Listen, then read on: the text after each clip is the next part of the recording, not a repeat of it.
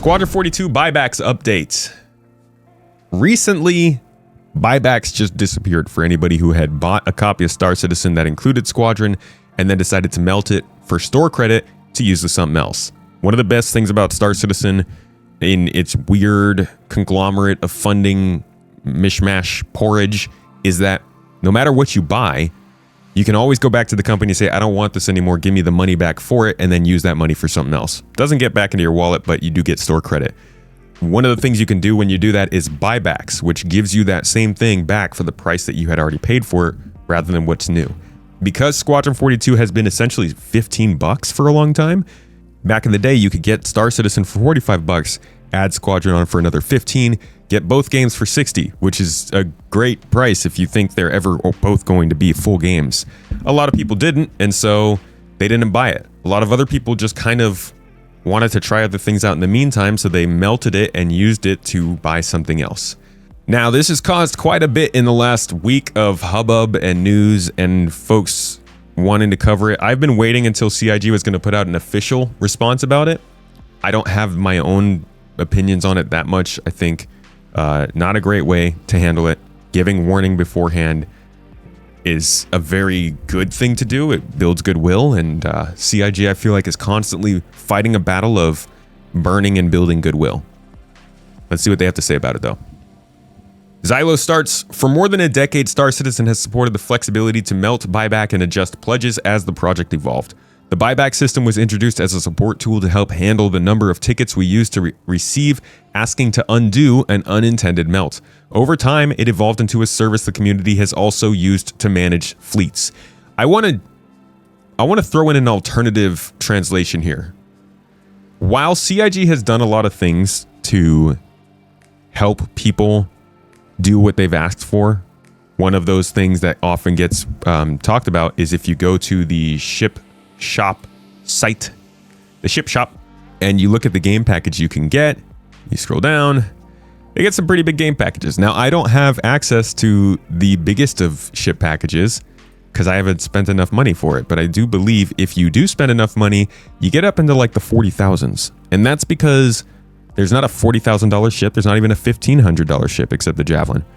It is because people wanted to have all of their ships that they had spent in all of the years they had been back in the game, but in that time they didn't want to have a bunch of line items on their hangar for all those things. They just wanted one package with all the ships. So CIG allowed you to start melting all the stuff down so that you could then use that credit to buy a bigger ship or a big pack of ships, and then you only have one line item. It makes sense functionally. From the outside it doesn't look great, but I also think a third little thing here is like CIG does benefit from doing these things. Yeah, it's easier to spend more money that way.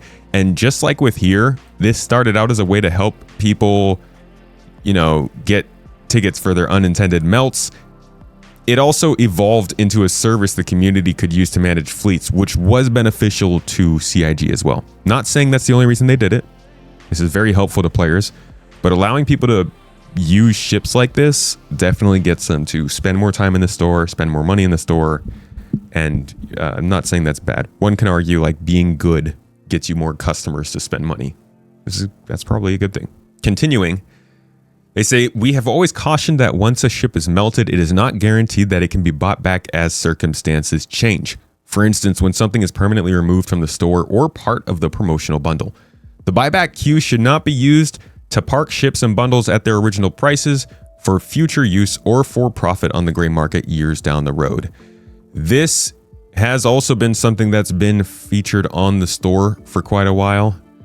So here's somebody posting a screenshot. I believe this is of what has now been added. I'm not sure if this was here before, but it says the pledge is not eligible for reacquisition through the buyback system. This change is permanent. I do not think this was, this is new, as you can see here. Now, somebody might have posted a screenshot, but they also have had it in fact, let me just go to Reddit. Somebody posted a screenshot of this on Reddit. It was stated in small text in the background. Here we go.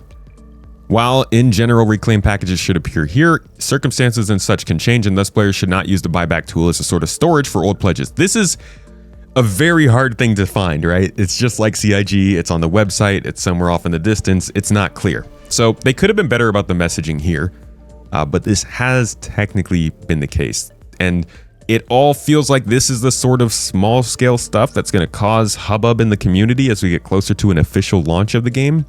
And as CIG kind of cleans up their act, I was saying just last year, this is the year CIG grew up, right? They were trying to get away from concept sales. They were doing more mature marketing. They were making trailers that are more focused on selling the experience rather than listing off features. Everything that they're doing is pointing towards them trying to get considered more serious as a game company. And this is just the latest in the line of that thing. I think anything that feels a little bit strange with CIG, expect it to possibly change between now and Squadron 42's release. If you are using their systems in the way that players have gotten used to using their systems, whether it's for CCUs or for melting things or for running even ads for the referral program, I've heard are starting to get crackdowns now, because Google is now checking to see if people actually have a contract with CIG to do the advertisements for the referral codes. So like, this stuff is all gonna keep happening. I would get all your ducks in line, get all your things in order, because as they approach a release, things are gonna be changing a little bit. Building on what I was just rambling about, he says, recently we made a change to disable buybacks for Squadron 42. This was intentional and addresses something the system wasn't intended to support. Squadron 42 was offered in a variety of ways in the early days, but it was always meant to stand on its own as an independent AAA experience. There's a hint at the pricing. It was removed from the store several years ago, both as standalone and in packages, and buybacks were never intended to work around that. Because again, all these people who are like, everyone who is gonna buy Squadron 42 has already bought it. It's the stupidest thing I've heard about this game. But yeah, they cut off the sales for this because they wanted to build up hype and build up a little bit more, what's it called? Rarity? Not rarity. FOMO? I don't know. To get it when it does go back for pre-order.